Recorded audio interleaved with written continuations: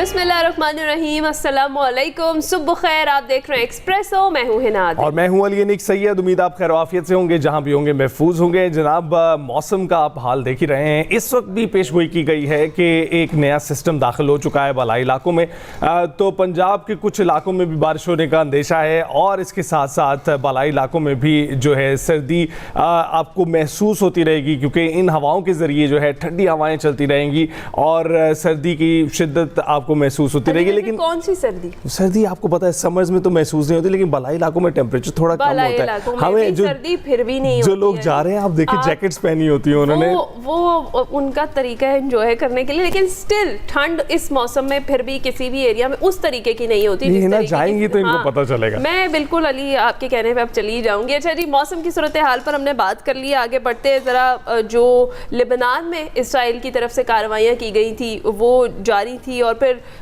एक अहम किले पर जिस तरह से कब्जा किया गया, उसके आगे की जो पेशरफ्त है उस पर बात करते हैं। ईरान और अमेरिका के दरमियान मुज़ाकरात जारी हैं और ऐसे में दोनों तरफ से हम देखते हैं कि लफ्जी जंग जारी है। गुज़िश्ता रोज़ अमेरिकी सदर डोनाल्ड ट्रंप ने एक टीवी इंटरव्यू में कहा कि ईरान के साथ एक हफ्ते में मुआहिदा हो सकता है, जिसमें सीज़ फायर में तोसी और आबनाए हुर्मुज़ खोलना शामिल है। अपने एक बयान में सदर ट्रंप ने कहा कि अमेरिका के ईरान के साथ तेज़ रफ्तारी से मुज़ाकरात जारी हैं। फिर लेबनान जाने वाले इसराइली फ़ौजी दस्तों को वापस बुला लिया गया है। बैरूत में कोई फ़ौज नहीं भेजी जाएगी।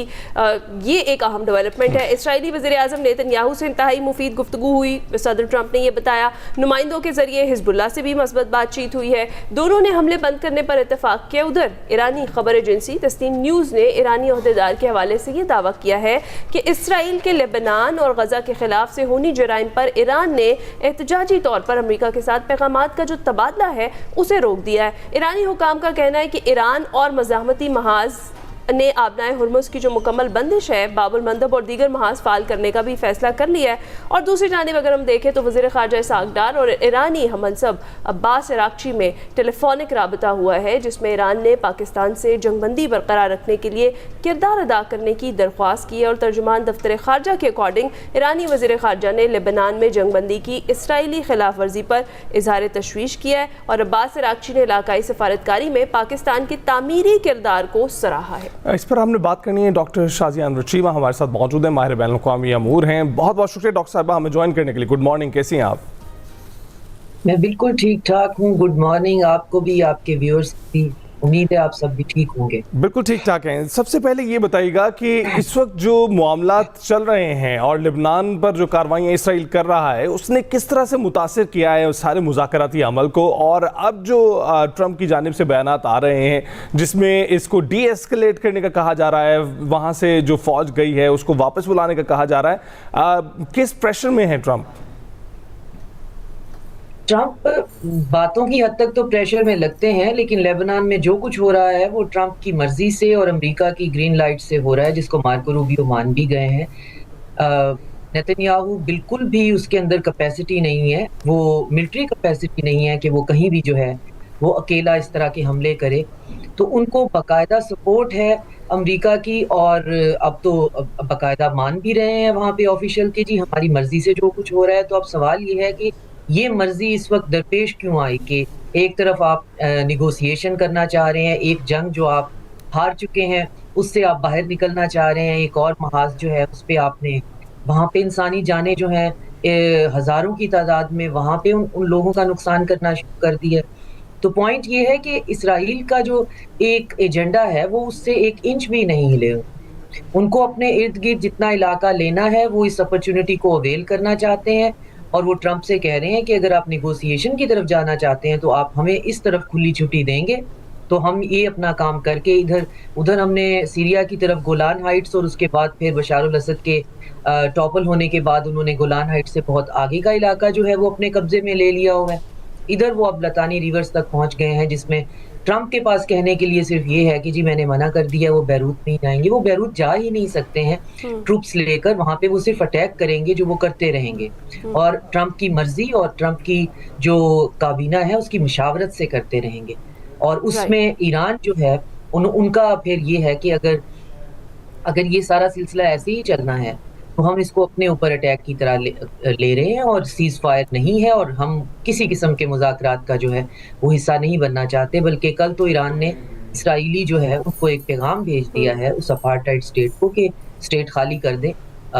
मुमकिना तौर पे आपके ऊपर जो है वो हमला हो सकता है, क्योंकि लेबनान के अंदर मीडिया दिखा नहीं रहा है कि किस तरह से लोगों को डिस्प्लेस किया जा रहा है। हज़ारों की तादाद में सिविलियंस जो हैं वो मारे जा रहे हैं।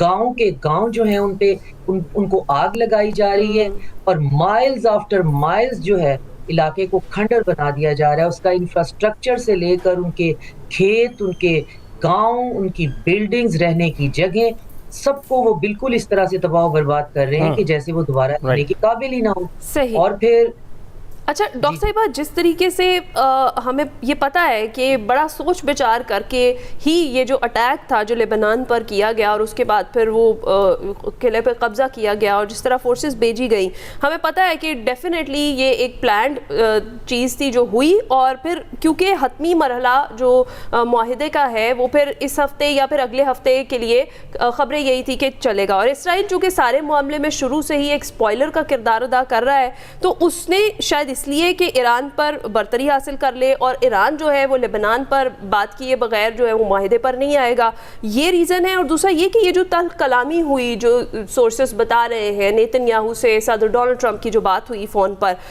उसको आप कैसे देखती हैं और उस पर क्या कमेंट करेंगी? अगर नेतन्याहू वो सब कुछ इन्हीं की इमा पर कर रहे हैं तो फिर गुस्सा किस बात का? देखिए, तल्ख कलामी जो है वो नेतन्याहू और ट्रंप में है, और उसकी वजह जो है वो ज़ाती नौइयत की भी हो सकती है कि जिसमें ब्लैकमेलिंग के रैकेट से लेकर कॉर्नर करना, पुश कर देना, इस तरह दीवार से लगा देना कि जब आप किसी की बात मान ही नहीं रहे हैं और अपनी बातें मनवा रहे हैं तो तल्ख कलामी हो भी सकती है। ये एक होक्स या मीडिया स्टंट भी हो सकता है, हमें नहीं मालूम। हमें तो ये पता है कि इसराइल जो है वो इस तरह से लेबनान के अंदर घुसकर अटैक नहीं कर सकता अमेरिका के हेल्प के बगैर और लेबनीज सेंट्रल गवर्नमेंट की मदद के बगैर, क्योंकि वो खुद जो है लेबनान जो है वो भी एक पपेट रिजीम वहाँ पे है जो कि इजरायली जो है वो पॉकेट में है और उनको भी कोई फ़र्क नहीं पड़ता जो सेंट्रलाइज वहाँ पे गवर्नमेंट है। तो ये बैरूत और ये सदर लेबनान हमेशा से 2006 में भी इनको यहाँ से इजराइलियों को मार के भगाया गया था, बाहर निकाला गया था। अब ये फिर वहाँ पहुँच गए हैं और ये उसको पूरे के पूरे इलाके को इजराइल, ग्रेटर इजराइल का हिस्सा बनाना चाहते हैं। तो यकीनन इनको रिटेलिएशन का सामना करना पड़ेगा, लेकिन इससे एस्केलेशन डोमिनेंस जो है वो फॉर द टाइम बीइंग वो इसराइल के हाथ में आ गई है। इससे इसराइल 2 ऑब्जेक्टिव हासिल करना चाहता है। एक तो ये कि उनका जो एक देरीना मकसद है कि जितनी जगह हम समेट सकते हैं वो समेट लेते हैं, और दूसरा ये कि अगर ईरान ये कह रहा है कि हम इसको अपने ऊपर हमला समझते हैं और फिर वो जवाबी हमला कर देता है, तो फिर आपको ये तो आप देखते ही होंगे कि किस तरह वेस्टर्न मीडिया तोते की तरह एक ही राग अलापना शुरू कर देगा कि देखें हम तो निगोशिएशन की टेबल पे बैठे हुए थे, लेकिन ईरान जो है वो जहारियत से बाज नहीं आता। तो एग्रेसर जो है वो ईरान है। तो ईरान के पास अब ये दोराहा है कि वो क्या करे, वो जवाबी हमला करें और इनको रोकें, या फिर वो स्ट्रेटेजिक पॉज लेकर अभी देखें कि उनको आगे क्या करना है। तो सूरत हाल जो है वो बहुत तशवीशनाक है। ऑयल की प्राइसेस मार्केट में बहुत ज़्यादा जो है वो ओपन मार्केट में जो खाम तेल है उनमें दोबारा से गड़बड़ आ रही है। अभी आप हाल ही में 1-2 बयान सुने हैं, कुछ और बयान भी आप ट्रंप के सुनेंगे जो बहुत खुश आइंद होंगे और जिनका मकसद सिर्फ मार्केट को जो है वो स्टेबल करना होगा। तो अब तो हम इतने आदी हो चुके हैं इस ड्रामे के, इस फार्स के, कि हमें पता होता है कि कब किस टाइम पे क्या बयान आना है। तो इन बयानात की बुनियाद पर तो आप बिल्कुल भी डॉक्टर साहब ये नज़र भी आ रहा है हमें कि एक जानिब जो है हमले किए जा रहे हैं, दूसरी जानिब मुज़ाकरात हो रहे हैं, तीसरी जानिब जो है ट्रंप की जानिब से बयानात आ रहे हैं कि हमारी बातचीत हो गई है, अब कोई नहीं वहाँ जाएगा, जबकि 20% इलाके पर कब्जा हो चुका हुआ है। और उसके बाद भी अभी भी जो रिटेलिएशन है उनकी जानिब से जारी है। कहा यह जा रहा है कि जो अब अमरीकी या इसराइली अहदाफ हैं उनमें से एक बात ये शामिल है कि जो ईरानी प्रॉक्सीज थी उनको डैमेज किया जा रहा है। इस वक्त ईरान की क्या सूरत हाल आप देख रहे हैं, जो मुज़ाकरात के अमल में इस वक्त पूरे तरीके से इन्वॉल्व हैं, और अब उन्होंने कहा है कि वो इस जो पैगामात के तबादले को रोक रहे हैं क्योंकि जो उनका मुआहदा था जिसमें जंगबंदी हुई थी उसकी ये बहुत अहम शिक थी, और उस दौरान भी जब ये मुआहदा हो रहा था उस दौरान भी कहा गया था कि जब तक लेबनान पर हमले ख़त्म नहीं होंगे बातचीत नहीं होगी। तो इस वक्त आप ईरानी सूरत हाल क्या देख रहे हैं? ईरान की जो उन्होंने जितनी दफ़ा अपना ड्राफ्ट भेजा है उसमें पहली शर्त जो है वो लेबनान के ऊपर सीज़ फायर की है, और जिनको ये प्रॉक्सीज कहते हैं वो एलाइज हैं ईरान के, जिनका बहुत पुराना साथ है। और इसीलिए इसराइल को ये बहुत चुभते हैं, क्योंकि उसको ऑपरेशनल जो है वो फ्रीडम नहीं मिलती। उसको ऑपरेशनल फ्रीडम नहीं मिलती, वहाँ पे हज़ारों की तादाद में जो एमलक हैं, जो सब ह्यूमन हैं उनके ख़्याल में, अरब्स, उनको वो जो है वो इम्प्यूनिटी के साथ उनका वहाँ पे उनको कत्लेआम कर सके। उनको सिर्फ़ रोकने के लिए एक तरफ हिज़्बुल्लाह है, फिर अंसारुल्लाह यमन में है, जो इनको थोड़ा बहुत रेज़िस्ट करते हैं, और फिर ईरान है। तो ये सारा जो सिलसिला है, ये जनरल कासिम सुलेमानी की शहादत से जो है वो शुरू हुआ है, कि उनका ये विज़न था कि हम किस तरह से इस बारबेरिज़्म का मुकाबला कर सकते हैं जो वेस्ट ने हम पे मुसल्लत की हुई है, हम खुद को इंसुलेट कर सकते हैं। लेकिन इसके साथ हम ये भूल जाते हैं कि ये तीनों चारों एंटिटीज़ जिनको प्रॉक्सी कहते हैं, ये अपनी-अपनी ज़मीनी हक़ाइक़ भी रखते हैं। इनकी अपने प्रॉब्लम्स हैं, ये इनकी अपनी जुग्राफियाई हकीकत है। हिज़्बुल्लाह को टेररिस्ट ऑर्गेनाइजेशन डिक्लेयर कर देने से वो टेररिस्ट नहीं बनते, वो एक पॉलिटिकल एंटिटी है और एक इलाके के ऊपर उनका पॉलिटिकल मैंडेट है। उनको मजबूर किया जाता है जब उनको ना तो सेंट्रल गवर्नमेंट उनकी सपोर्ट करती है, और जब उन पे इज़राइल जो है मुसलसल, अब तो उनको 20 साल होने को आ गए हैं। 20 साल से उनका इलाका जो है एक दफ़ा कब्ज़ा होता है, फिर वो कब्ज़ा छुड़वाते हैं, फिर कब्ज़ा होता है, फिर वो कब्ज़ा छुड़वाते हैं, तो वो 20 साल से इस चक्कर में है। तो ये जो कुछ भी हमें वेस्ट का मीडिया दिखा रहा है या बता रहा होता है, उसको सिर्फ ये देखना होता है कि किस तरह से प्रोपेगेंडा किया जाता है और कैसे अपनी कब्र या अपना गड़ा खुद जो है वो कौमें और एम्पायर्स खोदती हैं। राइट। अच्छा डॉक्टर साहिबा, in spite of all this, ये सब कुछ जो चल रहा है, आपको बतौर माहिर बैनुल-अक़वामी उमूर कितने कदम की दूरी पर लग रहा है ईरान अमेरिका मुआहिदा, जो कि दोनों फ़रीक़ैन के लिए ज़रूरी भी है और दोनों की ख्वाहिश भी है कि अब हो जाए? आपको क्या लगता है कितना टाइम मज़ीद लगेगा? मेरी ज़ाती राय ये है कि अगर कोई सरफेस लेवल पे मुआहिदा हो भी गया तो वो एक स्ट्रेटेजिक पॉज़ होगा और ये फ्रोज़न कॉन्फ्लिक्ट होगा, जिसमें अगर अमेरिका, जो कि अब जाना भी चाह रहा है, फ़िलहाल चला भी जाता है, तो वो दोबारा से ज़रूर आएगा। उसका टाइम फ्रेम नहीं बताया जा सकता। जब तक वो जो है उनके रिसोर्सेज डिप्लीट हैं, उसको कंप्लीट करके आ जाएगा 10 साल 15 साल। लेकिन ये ईरान वाली लिंचपिन जो है, उनको सीरिया को ख़त्म करने में तकरीबन 12-15 साल जो हैं उन्होंने वेट किया। बशार अल-असद उनके सामने खड़ा रहा, अल्टीमेटली दीमक की तरह ये अंदर से जो है वो मुल्कों को बर्बाद कर देते हैं। तो मेरी ज़ाती राय ये है कि ये एक फ्रोज़न कॉन्फ्लिक्ट बन जाएगा, जिसमें ईरान पे सैंक्शंस हटती हुई तो मुझे नज़र नहीं आती, क्योंकि वो अमेरिका के अंदर जो है वो बाकायदा सेनेट से उनको रेटिफाई किया हुआ है, तो वो भी एक बहुत लंबा प्रोसेस है। कुछ पैसे जो हैं उनको जो है वो फ्रीज़ किए हुए उनको वापस किसी तरीके से दिया जा सकता है, लेकिन जो भी पॉलिटिशियन अमेरिका में ये बात करेगा उसके लिए पॉलिटिकल वो सुइसाइडल होगा। और न्यूक्लियर एनरिच्ड जो है वो यूरेनियम, वो तो ईरान का प्रॉब्लम है ही नहीं। तो स्टेट ऑफ होर्मुज़ ईरान के कंट्रोल में रहेगा। एक फ्रोजन कॉन्फ्लिक्ट हमारे पड़ोस में रहेगा, जिसका हतमी नतीजा जो है या तो मिलिटरीली हासिल किया जा सकता है ईरान अगर करना चाहता है, वरना ये इसी तरह बैक बर्नर पे रहेगा और चीज़ें जो हैं वो एस्केलेट होंगी, डी एस्केलेट होंगी, और यही कुछ हम देखते रहेंगे। डॉक्टर साहब, बहुत बहुत शुक्रिया अपना तजिया पेश करने के लिए। ईरान अमेरिका मुज़ाकरात पर हम बात कर रहे थे, अभी ब्रेक पर जाएंगे।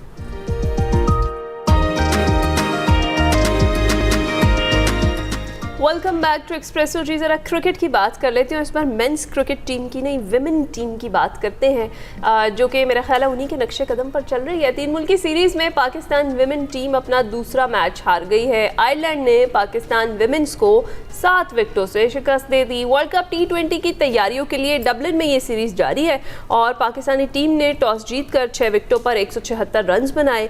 मुनीबा अली ने 65, गुलफरोजा ने 32 और सायरा जबी ने 36 रन बनाए। जवाब में आयरलैंड ने आखिरी ओवर में 3 विकेटों के नुकसान पर ये जो टारगेट था उसे पूरा कर लिया। आयशा जफर ने 2 जबकि रामीन शमीम ने 1 विकेट ली। पहले मैच में वेस्ट इंडीज़ विमेंस ने पाकिस्तानी टीम को 25 रन से हरा दिया था।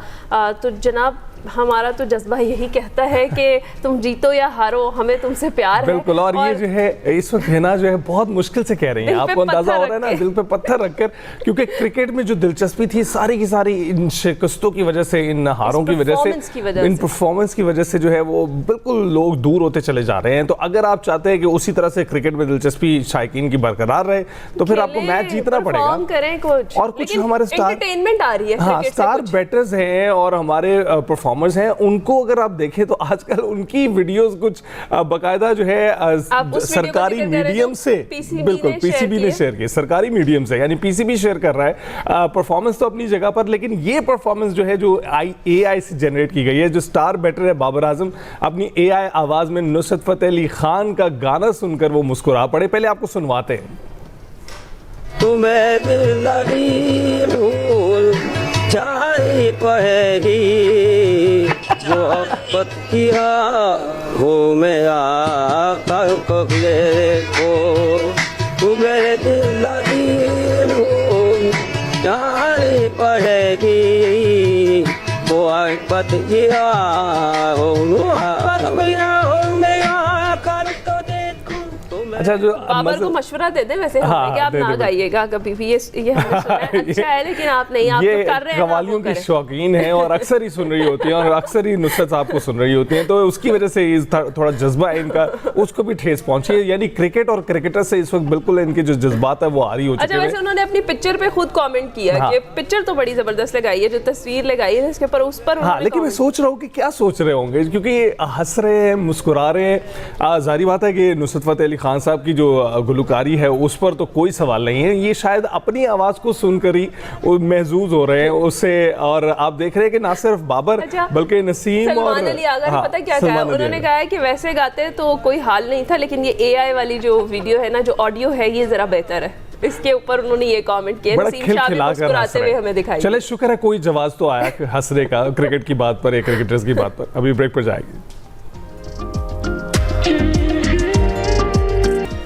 Welcome back. पाकिस्तानी टैलेंट की भी बात करते हैं। पाकिस्तानी नौजवान दुनिया भर में अपना लोहा मनवा रहे हैं और गुज़िश्ता हफ्ते फोर्ब्स की फहरिस्त में 7 पाकिस्तानी अपनी जगह बनाने में कामयाब रहे हैं, जिनमें अदाकारा हानिया आमिर, फिल्मसाज समन कामरान और माहिरा गनी, और फाइनेंस और वेंचर कैपिटल के शोबे में मोहम्मद फुरकान करीम कदवाई और सरफराज शाहिद हुसैन का नाम भी शामिल है।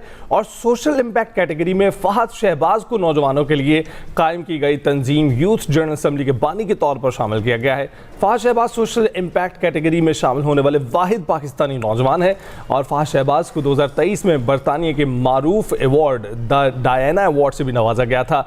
इस पर हमने बात करनी है और बात करने के लिए फहद इस वक्त हमारे साथ स्टूडियोज में मौजूद है। Thank you very much for joining us. Fahad, कैसे हैं आप? अल्हम्दुलिल्लाह, मैं बिल्कुल ठीक हूँ जी।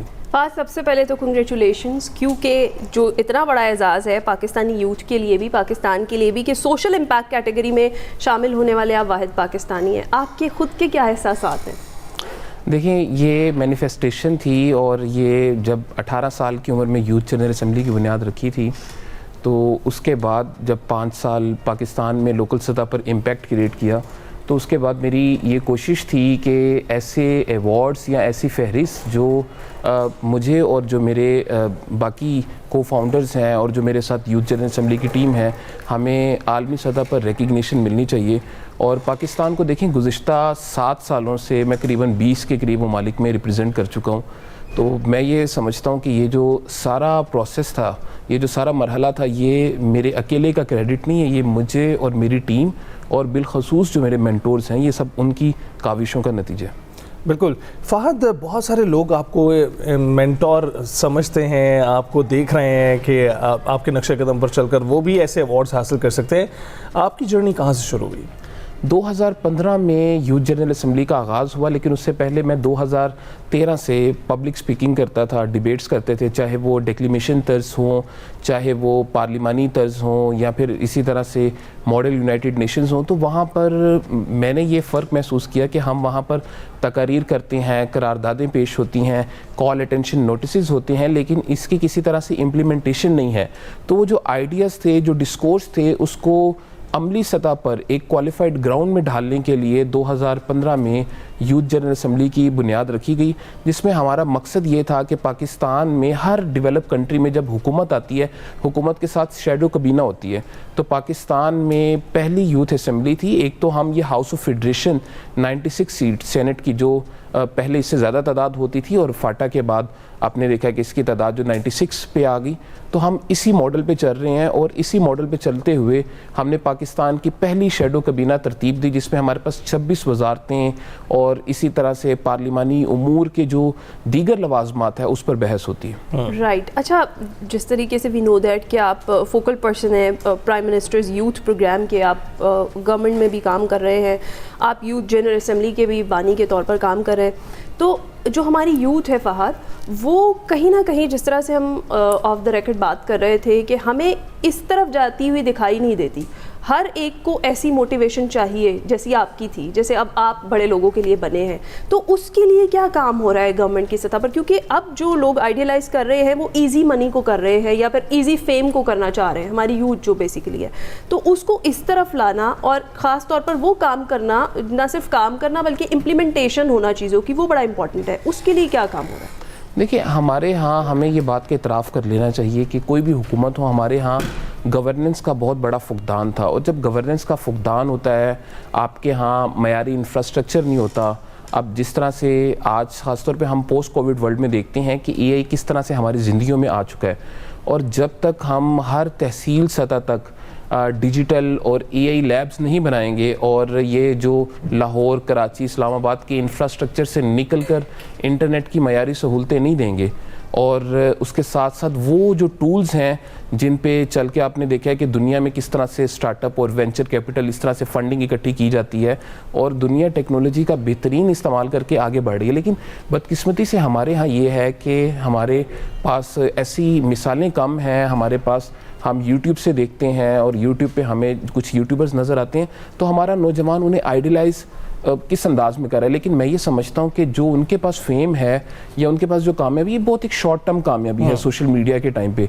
लेकिन अगर आप किताबें पढ़ेंगे, आप अखबारात पढ़ेंगे, और मैं समझता हूँ कि हमारे से जो पहले पिछली जनरेशन थी उसके पास ये अपॉर्चुनिटीज़ नहीं थी। आज आप IVY के जितने कोर्सेज़ हैं, आप M7 के कोर्सेज़ हैं, आपने स्टैनफोर्ड के, आपने ऑक्सब्रिज के, आपने जितनी मारूफ यूनिवर्सिटीज़ हैं दुनिया के, उनके फ्री में सर्टिफिकेशंस मौजूद हैं। यूट्यूब से बड़ी यूनिवर्सिटी दुनिया में मौजूद नहीं है।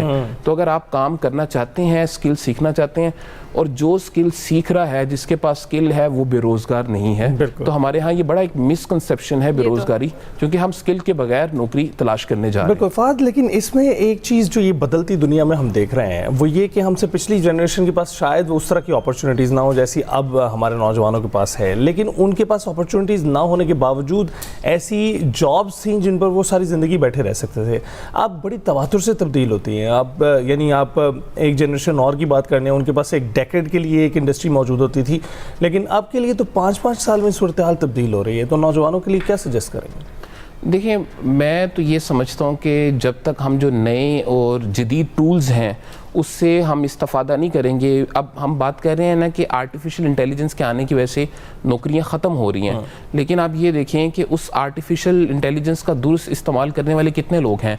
आज कितने लोग हैं जो LLM को या जो क्लॉड को या जो GPT का सही और दुरुस्त इस्तेमाल करते हैं।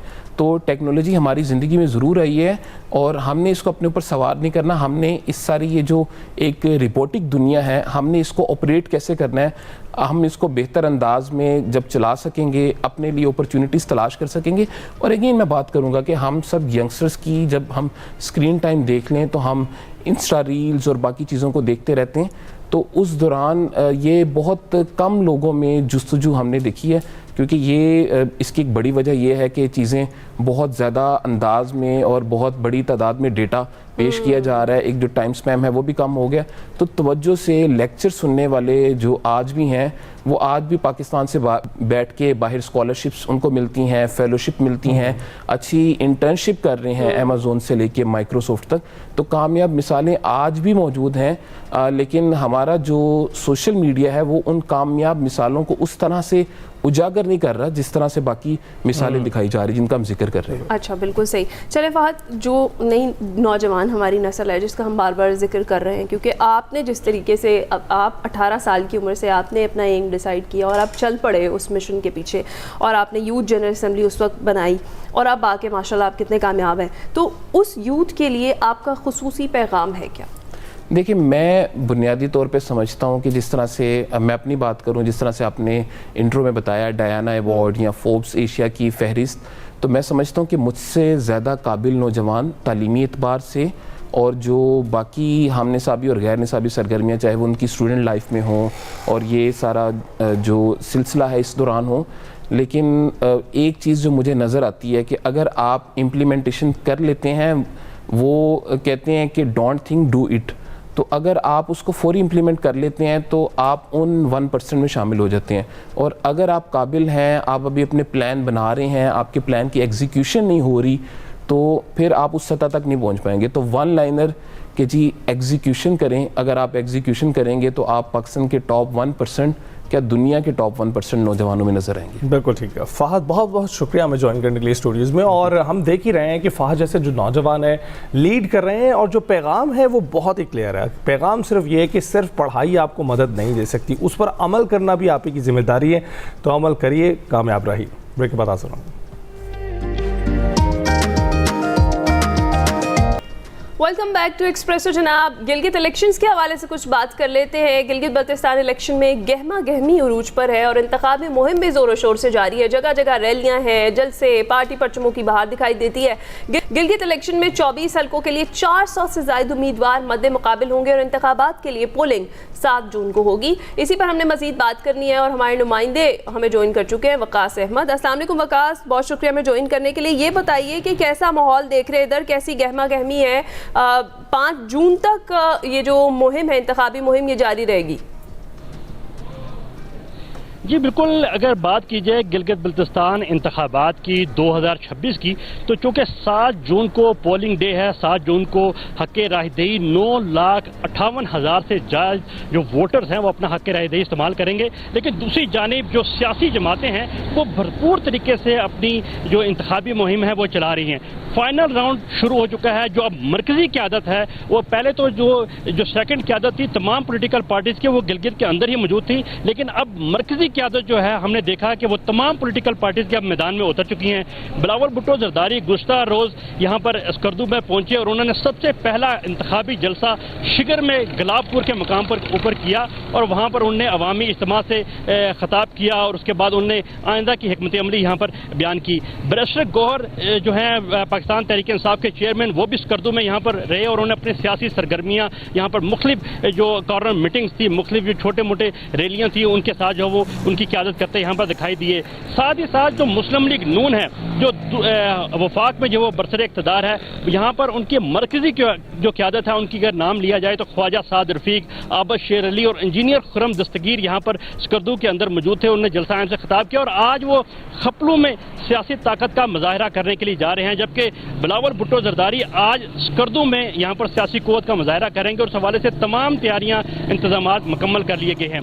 अगर बात की जाए मुस्लिम लीग नून की मरकज़ी लीडरशिप की, तो इलेक्शन कमीशन ऑफ पाकिस्तान की जानिब से साबिक वज़ीर-ए-आज़म नवाज शरीफ को NOC जारी कर दिया गया है और जो सूबाई वज़ीर हैं मरियम औरंगज़ेब, उनकी जानिब से भी गुज़श्ता रोज़ ट्वीट करके ये बता दिया गया था कि साबिक वज़ीर-ए-आज़म नवाज शरीफ आज गिलगित बल्तिस्तान यहाँ पर पहुँच रहे हैं। इंतहाई मसरूफ़ दिन आज साबिक वज़ीर-ए-आज़म यहाँ पर गुजारेंगे, जहाँ पर जितने भी पार्टी उम्मीदवार हैं यहाँ पर गिलगित बल्तिस्तान के, वहाँ पर उनके नुमाइंदों से यहाँ पर न सिर्फ मुलाकातें करेंगे बल्कि इंतखाबी मंशूर जो आइंदा की हिकमत अमली है उसके ऊपर भी तबादला ख्याल किया जाएगा। लेकिन बिलावल भुट्टो लेकिन साबिक वज़ीर-ए-आज़म नवाज शरीफ किसी भी जो अवामी इज्तिमा है उससे ना तो खिताब करेंगे और ना ही अभी तक कोई प्लान मुस्लिम लीग नून की जानिब से शेयर किया गया है।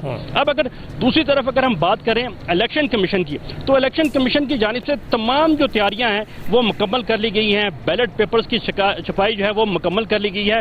10 लाख से ज़ायद जो बैलेट पेपर्स हैं इन 24 हल्कों के लिए जो प्रिंट किए गए हैं और अब वो तमाम प्रिंट होकर इलेक्शन कमीशन ऑफ जो गिलगित बल्तिस्तान है उनको पहुंच चुके हैं। इसी तरह जो वोटर लिस्ट है वो पहली दफ़ा जो वोटर लिस्ट जो बनाई गई हैं वो तस्वीर के साथ जो वो बनाई गई हैं कि कोई भी वोटर उसकी तस्वीर जो है वो वोटर लिस्ट के ऊपर मौजूद होगी और वो अपने ID कार्ड के जरिए उसकी शनाख्त की जाएगी और तभी वो अपना वोट वहाँ पर कास्ट कर सकेगा। 9,58,000 से ज़ायद जो रजिस्टर्ड वोटर्स हैं इन 24 हल्कों में वो 7 जून को अपना हक़ राहदही इस्तेमाल करेंगे।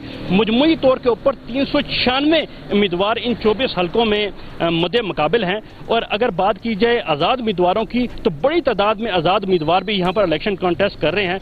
266 के करीब जो वो आज़ाद उम्मीदवार हैं जो इन 24 हल्कों में इलेक्शन कॉन्टेस्ट कर रहे हैं, जबकि 24 सियासी जमातें भी एक दूसरे के मद्दे मुकाबल हैं और इन 24 सियासी जमातों के के 130 जो उम्मीदवार हैं वो इस इलेक्शन में एक दूसरे के मद्दे मुकाबल होंगे और बराबर का जोर डालेंगे। सिचुएशन बहुत ही यहाँ पर टफ हो चुकी है। तमाम पॉलिटिकल पार्टीज जो मरकजी लीडरशिप है यहाँ पर आ चुकी है। तो अगर मौसम की बात आपने मौसम की खूबसूरत, बिल्कुल यही पूछने वाला था आपने, चूंकि आप स्कुर्दू में मौजूद हैं तो आप मौसम कैसा देख रहे हैं वहां पर? और चूंकि हमने शो का आगाज भी मौसम से ही किया था, हम ये सोच रहे थे कि वहां सर्दी बहुत होगी, यानी बालाई इलाकों में जो है नए सिस्टम दाखिल हो रहे हैं, इस वक्त मौसम की क्या सूरत हाल है?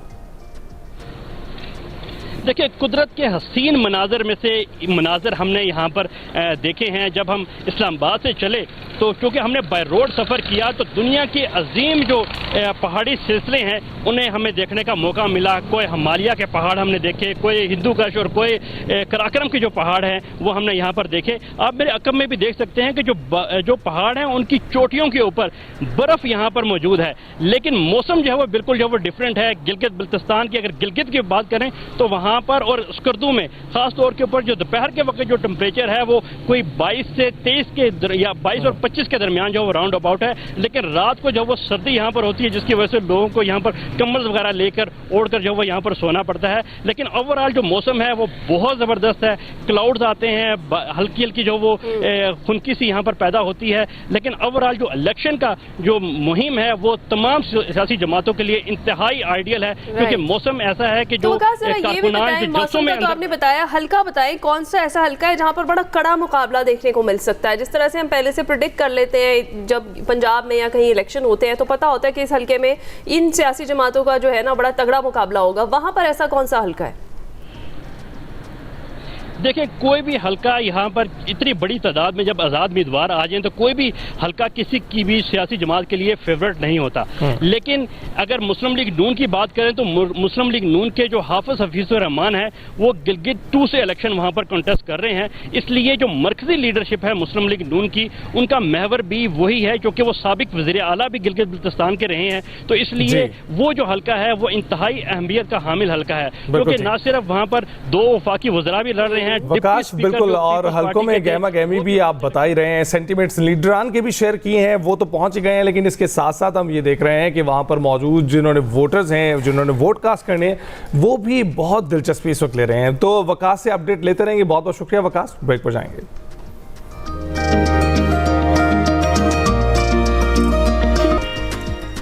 शो के दूसरे हिस्से में खुशामदीद। बहुत सी बातें अभी भी करनी है, क्रिकेट पर भी तफसीली बात होगी, लेकिन पहले मईशत पर बात करते हैं। पाकिस्तान और IMF के दरमियान बजट पर जो है अब वो बात करते हैं। मुज़ाकरात मुकम्मल हो गए हैं और नए बजट का हजम शॉर्टफॉल के बावजूद IMF ने टैक्स हदफ 15,000 अरब से ज़ायद रखने पर जोर दिया है।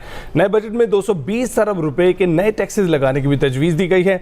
बजट में ताजरों के लिए फिक्स टैक्स स्कीम मुतारिफ कराने की तजवीज़ है और सालाना 20 करोड़ रुपए सेल पर 25,000 रुपए फिक्स टैक्स देना होगा। फिक्स टैक्स देने वाले ताजरों को ऑडिट से इस्तिस्ना देने की भी तजवीज़ दी गई है। IMF ने GST की शरह 18 से 19 करने पर जोर दिया है और अगले माली साल का टैक्स हदफ हासिल करने के लिए बजट में इजाफी टैक्स इकदाम शामिल होंगे। नए बजट में सुपर टैक्स में 1 से 2% तक कमी की तजवीज़ दी गई है और ज़रा ये भी बताते हैं कि नए बजट में तनख्वाहदार तबके के लिए टैक्स स्लैब में रद्दोबदल की भी तजवीज़ है। तनख्वाहदार तबके के लिए आखिरी स्लैब का थ्रेश होल्ड बढ़ाया जा सकता है। IMF से मजीद मुशावरत और वफाकी काबीना की मंजूरी से रिलीफ मिलेगा। इस पर मजीद बात करने के लिए हमारे साथ मौजूद हैं शहबाज राना साहब, माहिर मईशत हैं। बहुत बहुत शुक्रिया राना साहब हमें ज्वाइन करने के लिए। सबसे पहले तो ये बताइएगा कि शहबाज सरकार ये 5वां बजट और मुसलसल जो 5वां कह सकते हैं हम, बिलखसूस इस हुकूमत का तीसरा बजट कह सकते हैं इसको, क्या हुकूमत की सम दुरुस्त है और हम मईशत के डॉक्टर IMF के पास ना जाएं इस हवाले से?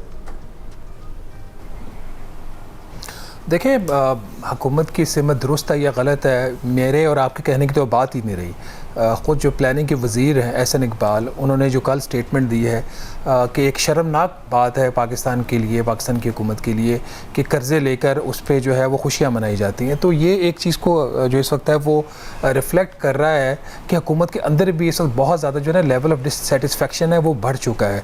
और उनका ये भी साथ कहना है कि आप दोस्त ममालिक से कर्ज़े लेकर IMF के चुंगल से आज़ाद नहीं हो सकते। ये जो दो स्टेटमेंट्स हैं ये इस चीज़ की रिफ्लेक्ट करती हैं कि पाकिस्तान में इस वक्त जो इकनॉमिक ग्रोथ है और पाकिस्तान का जो इकॉनमी का जो हुकूमत का एक पॉलिसी का पाथ है, उसके ऊपर हुकूमत के जो अपने जो सीनियर वज़रा हैं, अब एहसन इकबाल साहब जो हैं वो पार्टी के सेक्रेटरी जनरल भी हैं और कई टाइम्स मैनी टाइम्स वो अपॉइंट हुए हैं आपके प्लानिंग के वज़ीर, तो उनकी तरफ से इस तरह की स्टेटमेंट आना ये शो करता है कि हुकूमत के अंदर भी सब ठीक नहीं चल रहा और ऐसे जो इस वक्त हुकूमत की पॉलिसियाँ हैं IMF से आप इस तरीके से जान नहीं छुड़ा सकते। अच्छा, बिल्कुल सही कह रहे हैं। अच्छा, तो जो रवा माली साल का टैक्स कलेक्शन टारगेट है, अगर उसकी बात करें तो 15,264 अरब रुपए रखने की तजवीज़ है, मगर अब तक 868 अरब रुपए का जो शॉर्टफॉल है, और रवा साल का भी अगर हम काउंट कर लें तो रवा माली साल का जो गैप है 1,000 अरब रुपए होने का इम्कान है।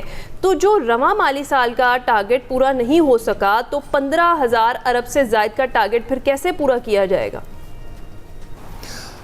ये कई सालों से ये एक रूटीन चल रही है कि बजट के वक्त इंतहाई गलत किस्म के जो अहदाफ हैं वो सेट किए जाते हैं और उसके दो नुकसान होते हैं। एक नुकसान तो ये होता है कि इस तरह के टारगेट सेट करके जो इंटरनेशनल फ़ॉरेन आपके जो इंटरनेशनल इंस्टीट्यूशन है फाइनेंशियल, उनके हुकूमत उनके लिए गलत उम्मीदें पैदा कर देती है और जब वो उम्मीदें उनकी पूरी नहीं होती हैं IMF की और वर्ल्ड बैंक की, उसकी वजह से फिर जो हुकूमत होती है वो दबाव में आती है, उसको इजाफी या टैक्सेस लगाने पड़ते हैं या उसको फिर तरक्याती बजट में कटौती करनी पड़ती है। दूसरा उसके साथ जो एक चीज़ गलत होती है कि FBR की जो टैक्स कलेक्शन है जो कभी भी रिसेंट मंथ्स में या सालों में वो मनफी नहीं रही। ये ज़रूर है कि उसके जो अहदाफ हैं वो हासिल नहीं हो रहे और बड़े पैमाने से वो बड़े मार्जिन से जो FBR अपने अहदाफ जो है वो मिस कर रहा है, तो उससे एक FBR के ऊपर भी दबाव आता है परफॉर्मेंस का कि जो FBR है वो परफॉर्म नहीं कर पा रहा। तो इसका हल यही है कि अभी जब अगले माली साल का जो बजट है वो पेश हो रहा है, उसका जो IMF के साथ इनका FBR का टैक्स का हदफ को 15,264 अरब रुपये का तय हुआ। अब उसके दो चीज़ें इससे वाज़ेह होती हैं। एक चीज़ तो ये कि या तो जो चेयरमैन FBR हैं वो उस टारगेट को ओन करें और अगर वो ओन करती हैं तो फिर इसको वो डिलीवर करें, फिर उनको पूरा साल रखा जाए, उनको ट्रांसफ़र ना किया जाए। और अगर वो ओन नहीं करते और वो कहते हैं कि ये टारगेट हासिल नहीं हो सकता, फिर हुकूमत के पास दो चॉइसेस बच जाती हैं। या फिर हुकूमत जो कि ऐसा चेयरमैन ले आए जो ये टारगेट अचीव करके दे उसको, या फिर टारगेट को कम किया जाए। मेरा ये ख्याल है कि जिस किस्म के इस वक्त पाकिस्तान में हालात चल रहे हैं और जो हुकूमत ने टैक्सों का बोझ अवाम के ऊपर डाल दिया है, चाहे वो पेट्रोलियम लेवी की सूरत में हो जो खुद एक टैक्स है, और या वो FBR के टैक्सेस हों, ये 15,264 अरब रुपये तक पहुँचने के लिए इनको 700-800 अरब रुपये के इजाफी टैक्सेस लगाना पड़ेंगे और उसके बाद भी ये उम्मीद नहीं होगी कि इनका जो हदफ है वो अचीवेबल हो। तो ऐसी सूरत में बेहतर यही है हुकूमत के लिए कि वो रियलिस्टिक टारगेट सेट करे जिसमें FBR के लिए भी आसानी हो और आवाम के लिए भी आसानी हो, क्योंकि जब FBR के अहदाफ हासिल नहीं होते तो फिर इनडायरेक्ट टैक्सेशन जो पेट्रोलियम लेवी की सूरत में आवाम के ऊपर उसका बोझ। राइट, तो राना साहब GST में जो 1% इजाफा किया गया है 19% करने का कहा जा रहा है, तो इससे महंगाई का तूफान मजीद नहीं आएगा?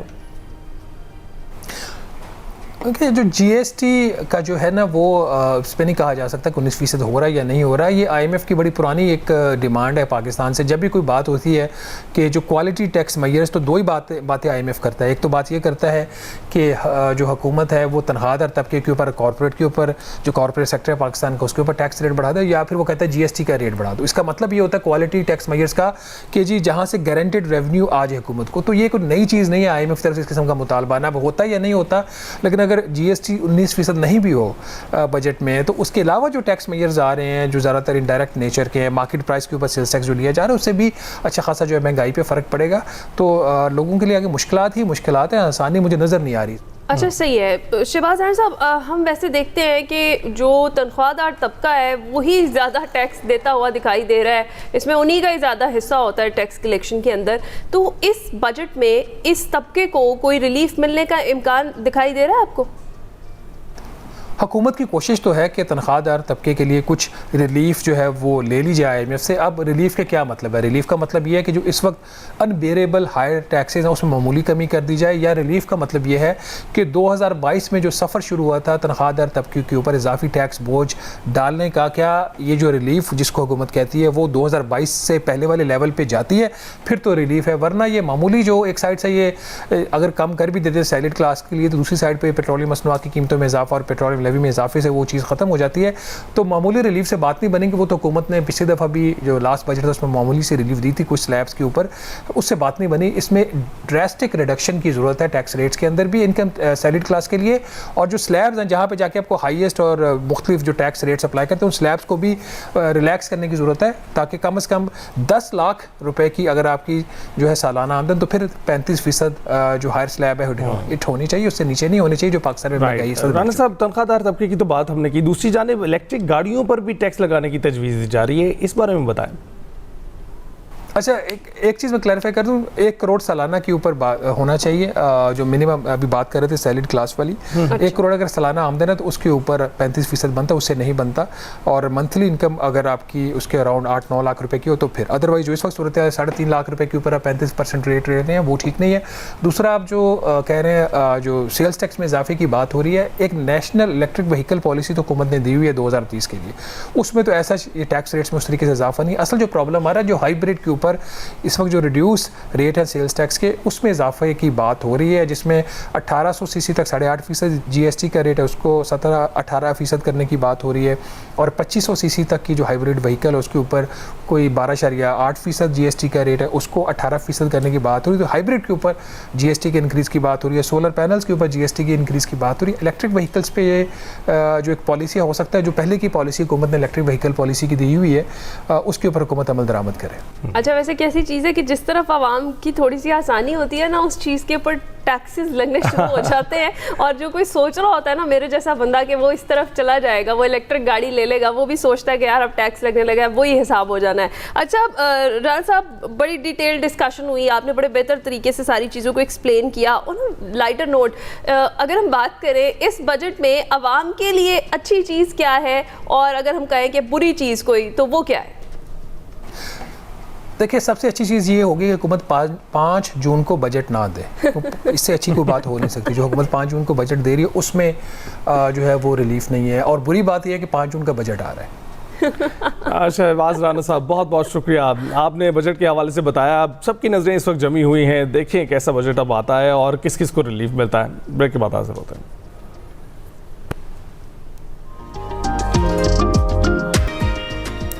Welcome back to Expresso. जनाब, हम सकरदू का, जीबी का जब जिक्र करते हैं ना, तो एक शख्सियत है जो हमारे दिमाग में फ़ौरन से आ जाती है। अली कौन है वो है मुस्तनसर हुसैन तारड़ साहब। और वो अभी रिसेंटली, क्योंकि उनका इतना प्यार है पहाड़ों से कि वो वहाँ जाते हैं तो क्या चहक उठते हैं उनकी। अगर आपने सोशल मीडिया पर उन्हें फॉलो कर रहे हैं तो वहाँ पर गए हुए थे सकरदू, और कारवां सराय के लिए पूरी सीरीज़ उन्होंने शूट की है वहाँ पर, और क्या ज़बरदस्त मनाजिर थे और कितना खुशगवार मूड था तारड़ साहब का। हम तो यही देखकर इम्प्रेस हो रहे थे, वहाँ के हैं, वहाँ जहाँ मिले तो वहाँ जाकर खुशी हो रहे थे। एग्जैक्टली। और जिस तरीके से वहाँ के लोगों ने उनका इस्तकबाल किया, लोगों ने उनसे मुलाकात की, और जिस तरह से उन्होंने वहाँ की दोबारा अपनी दास्तान को रिकॉल किया, बड़ी ज़बरदस्त सीरीज़ है कारवां सराय की, जो हमारा फ्लैगशिप शो है, वो तो आप उसमें देखेंगे। अभी हम शामिल करें अपना सेगमेंट निकले तेरी तलाश में, जो कि वहीं पर शूट हुआ है। और आज क्या बात हो रही है? बात हो रही है कि जो सफ़र है वो इंसानी नफ्सियात पर कैसे असरअंदाज होता है। तो आइए देखते हैं।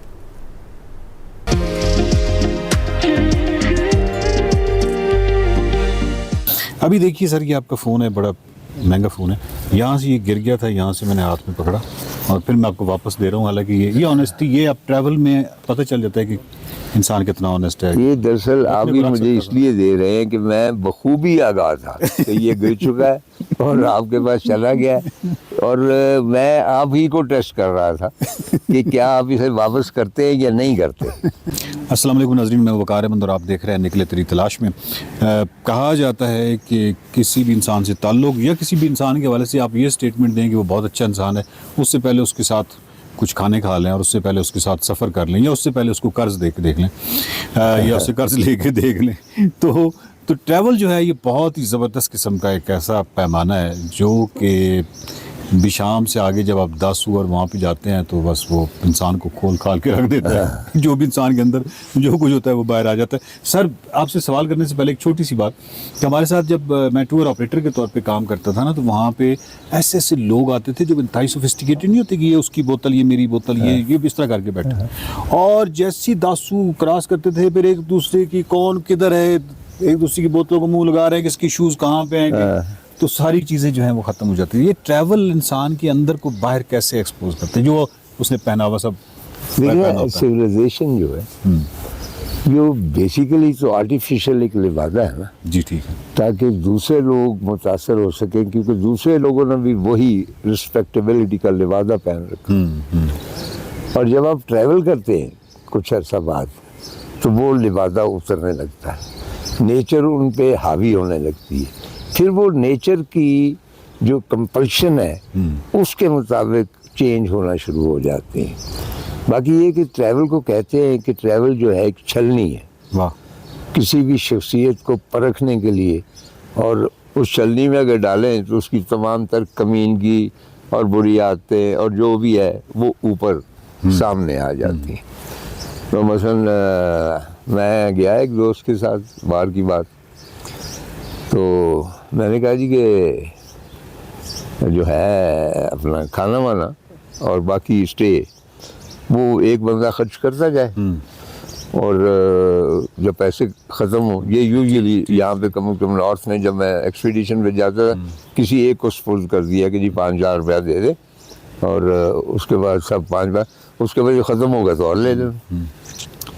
लेकिन मसलन एक सफ़र के दौरान बाद में कुछ लोग जो नए थे जो अज़ाब नहीं जानते थे तो उन्होंने कहा जी कि आपने कोई लिखा है कि पेट्रोल कितने का डाला था और खाना, तो फिर मैंने उनसे कहा, मैंने कहा कि ये वो वाला सिलसिला नहीं है, ये हिसाब किताब वाले सिलसिले नहीं, अगर आप ट्रस्ट नहीं करते तो आपको नहीं आना चाहिए। तो वो जो था दोस्त उसको मैंने कहा, तो एक तो वो राज़ी ही नहीं था इस बात पे, वो कहने लगा कि मैं दूंगा खाने का खर्चा और वगैरह, यानी पाकिस्तान शुरू। जी जी। उसके बाद एक रोज़ वो पैसों वैसों का था सिलसिला देने का या क्या, तो उसने उसने कहा देखें सारा कुछ मुश्तरका चल रहा है। मैंने कहा आप हर खाने के साथ पेप्सी का कोका कोला पीते, मैं तो नहीं ना पीता, लेकिन वो मेरे खर्च में जाता है ना, तो आपका वो सारा कुछ जाहिर हो जाता है। तो मैंने कहा ना कि जो लंबे सफ़र है ख़ास तौर पर उनमें कोई भी आप रिस्पेक्टेबिलिटी का लिबादा नहीं पहन सकते। पहले दिन होता है आप दूसरे को मुतासर करते हैं अपने लिबास से, अपनी इंफॉर्मेशन से, अपने फैमिली बैकग्राउंड से, फिर आहिस्ता आहिस्ता सिर्फ आप रह जाते हैं। ये मैटर करता है कि आप कैसे बिहेव कर रहे हैं। बस ये नॉर्मली इन सिविलाइजेशन ये उसमें आप बेस्ट ऑफ द बेस्ट अपना दे रहे होते हैं। जिस तरह लोग रिश्ता लेने जाते हैं वो इस वक्त कैसे लगता है कि कितने खूबसूरत तरीन है, लेकिन उसके बाद ऐसे ऐसे, लेकिन ट्रैवल ज़रा जल्दी एक्सपोज करता है।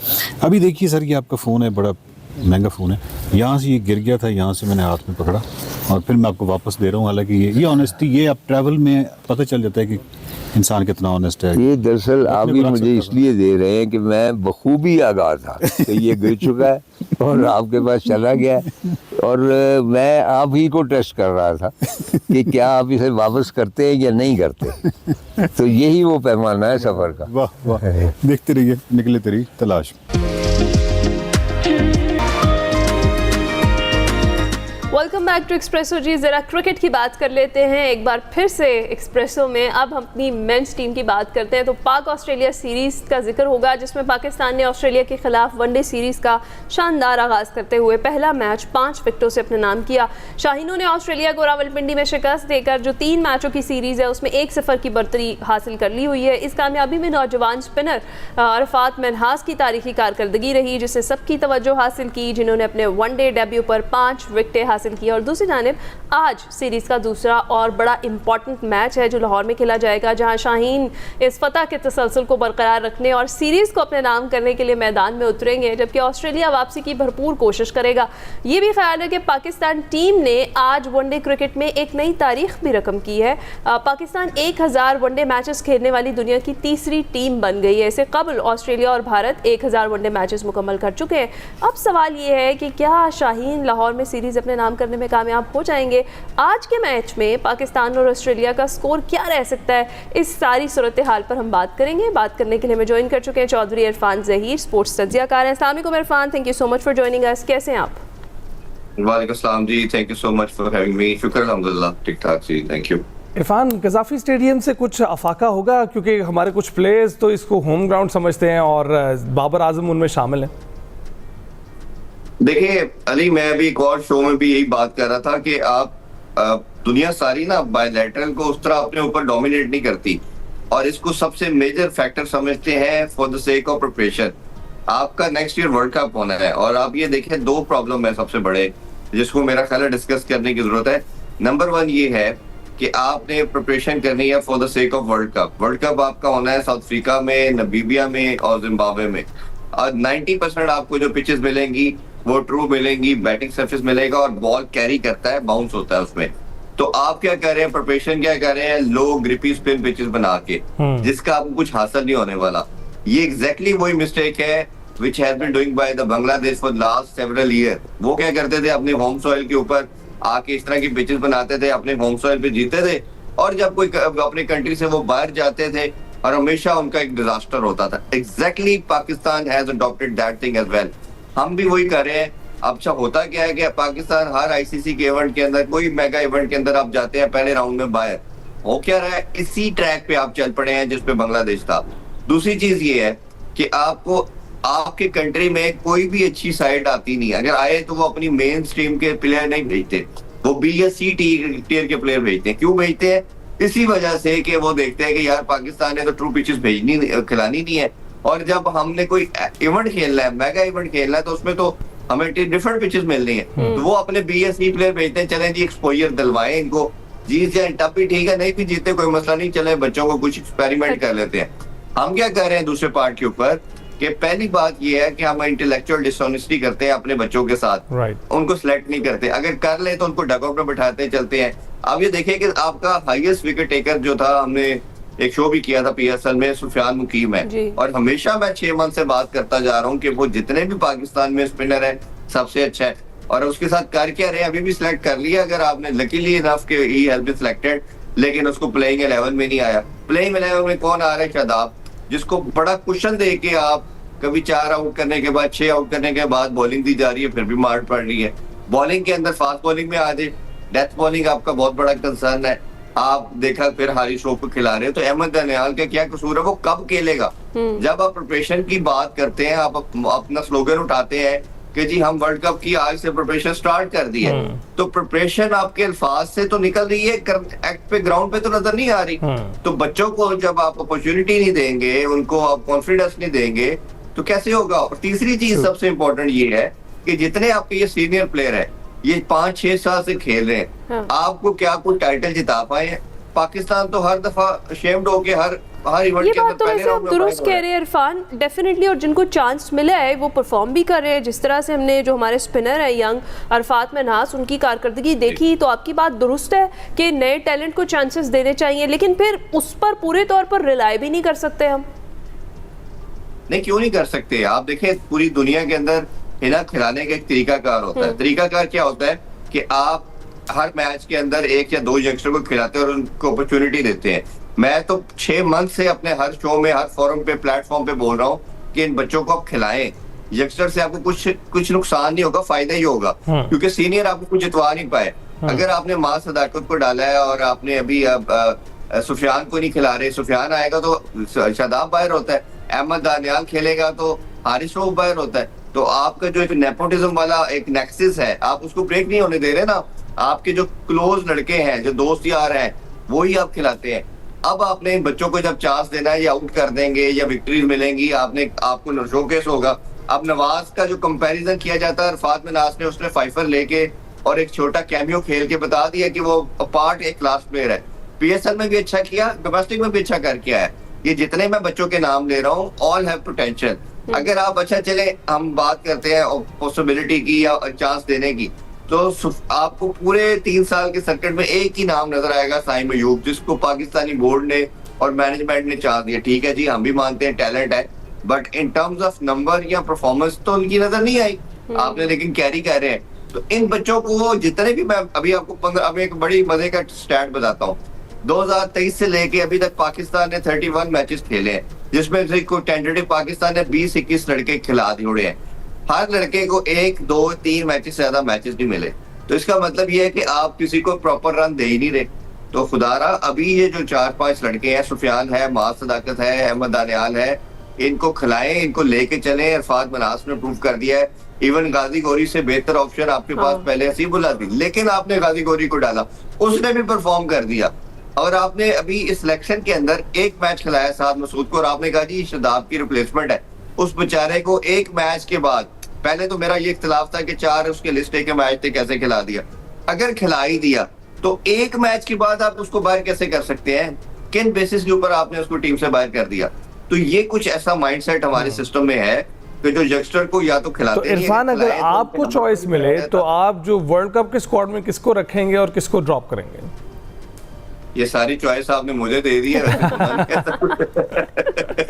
बाइख्तियार हैं आप। देखिए, हाँ चलें जी, आपकी मेहरबानी है, आपने ये सोच लिया। देखिए, उसमें मैं जैसे बार बार बात कर रहा हूँ, मास सदाकत अच्छा टैलेंट है, इरफान मनास आ गया है, अभी आपके पास अहमद दानियाल है, सुफियान है, इवन आई बिलीव कि फैसल अकरम ही इतने अच्छा है जितना अगर आपको नजर आ रहा है ये सुफियान, वो लड़का भी बॉल छोड़ के करता है, उसका कंट्रोल बड़ा अच्छा है, उसको भी आप साथ पैरेलल ग्रूम कर सकते हैं।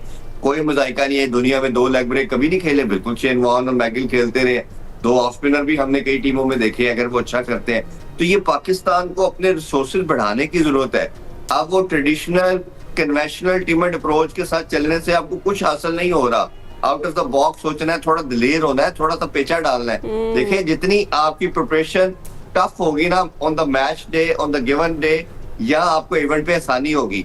हम उल्टा कर रहे हैं, हम पता क्या कर रहे हैं, अपनी प्रिपरेशन जो करते हैं वो बड़ी कंफर्टेबल कर रहे हैं। हम बड़ा आसान सी अपनी मर्जी की पिचेस बना के, अपनी सीनियर प्लेयर डाल के हम कहते हैं देखा जी हम जीत गए।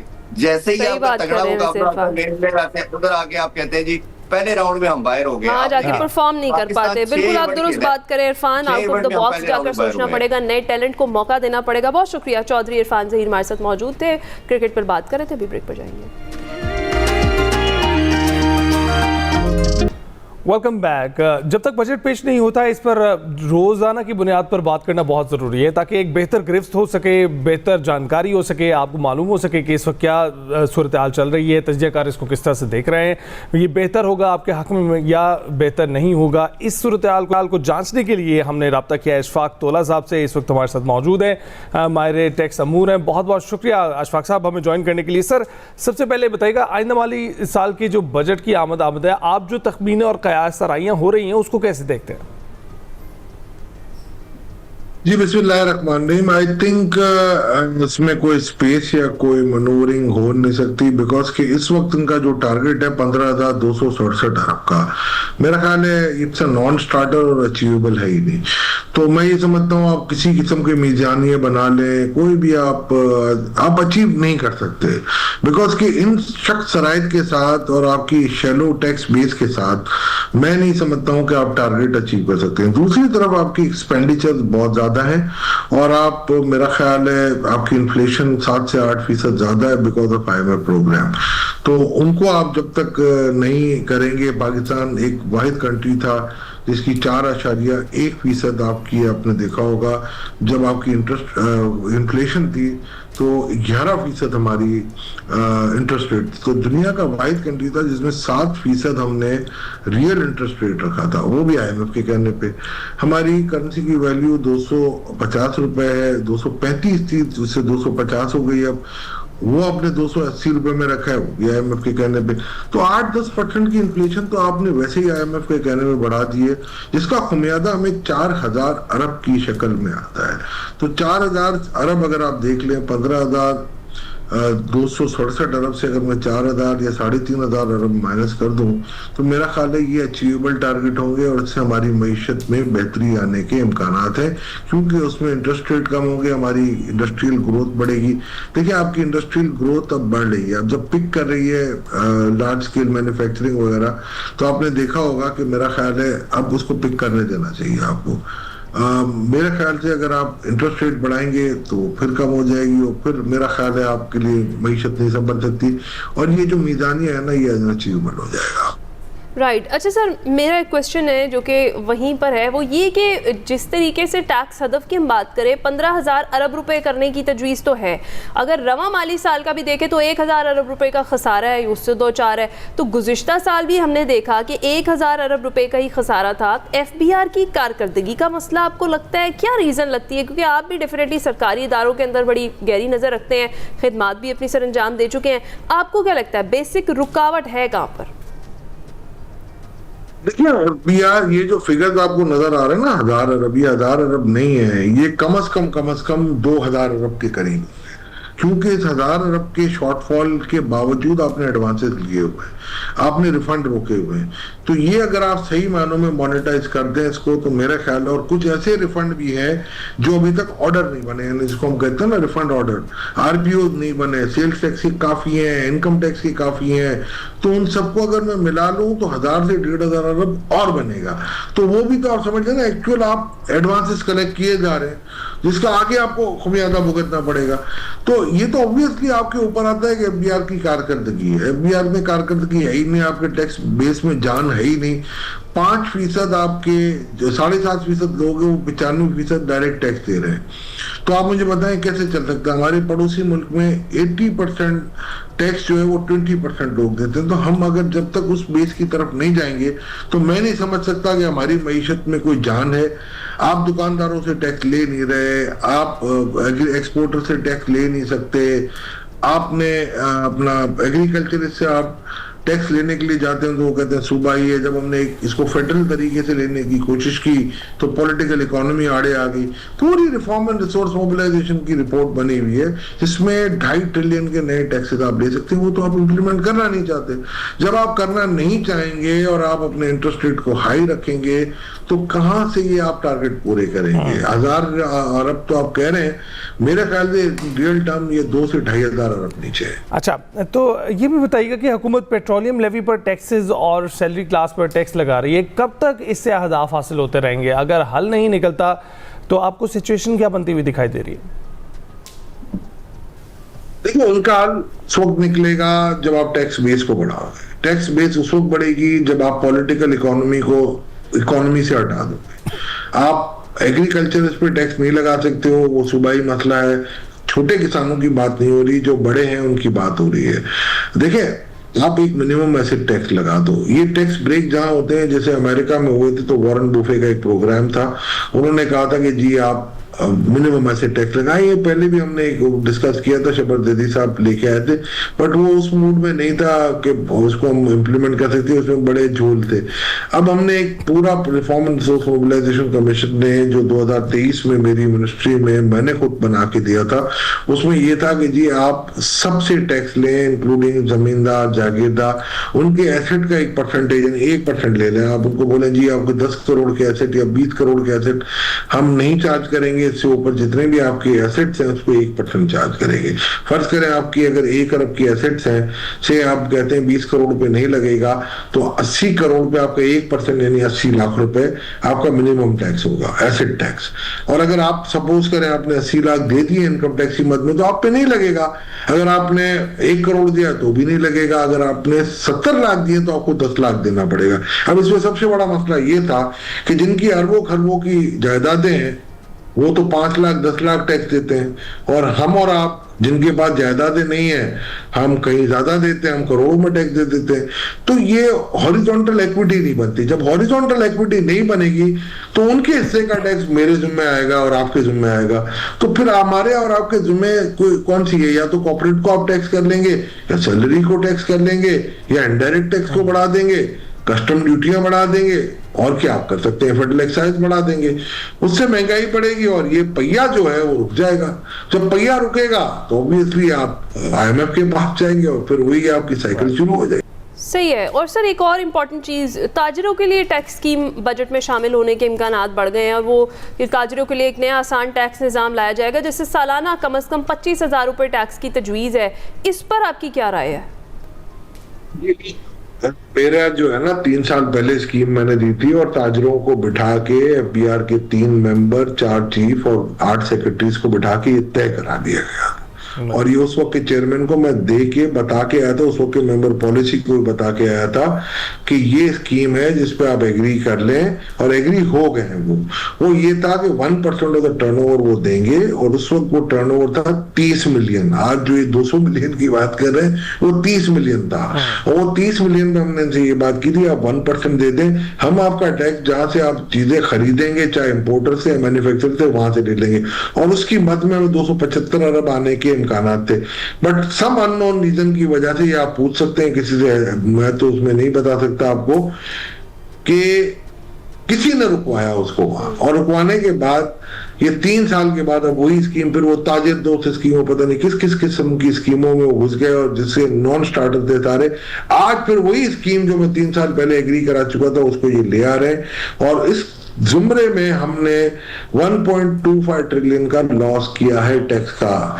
मुझे ये समझ नहीं पड़ी इसकी जिम्मेदारी कौन उठाएगा, जो लोगों ने किया था और जो लोगों ने रुकवाया था। आज भी मेरा ख्याल है वो कहीं इख्तिदार के ऐवानों में बैठे होंगे, मुझे तो नहीं पता, पर आप खुद मालूम कर लीजिए। तो ये हमने अब चले, अब हर चीज का वक्त मुकर्रर हो रहा है, अब अगर हो रही है तो उसको करने दें, मगर ये एक्सप्लोर जरूर करेंगे कौन से ऐसे नेगेटिव एलिमेंट थे जिन्होंने ये काम रुकवाया था, ताकि उन लोगों से वो जो भेड़िए जो आज भी हमारी सफों में बैठे हुए उनसे छुटकारा हासिल किया जाए, और वो कोई भी हो, किस लेवल पे भी हो। बिल्कुल ठीक। अशफाक साहब, बहुत बहुत शुक्रिया, आपने इस वक्त बजट पर नज़र डाली, रोशनी डाली, और हमारे लिए आसान कर दिया इसको समझना, क्योंकि जो टैक्स है ना ये एक बहुत ही बुनियादी चीज़ है, और अगर आप उसको इसी तरह से हॉरिजॉन्टली फैलाते रहेंगे तो जिन लोगों पर पहले ही इसका बहुत दबाव है उन पर और मजीद बढ़ाकर जो है मैशत का कबाड़ा ही होगा। इस वक्त हम देख रहे हैं कि इस टैक्स को के लिए आसानियां करें, आसानियां करनी चाहिए, क्योंकि अगर आपने आसानी पैदा नहीं की तो मैशत का पहिया जो रुका हुआ है वो चलना नामुमकिन सा लग रहा है।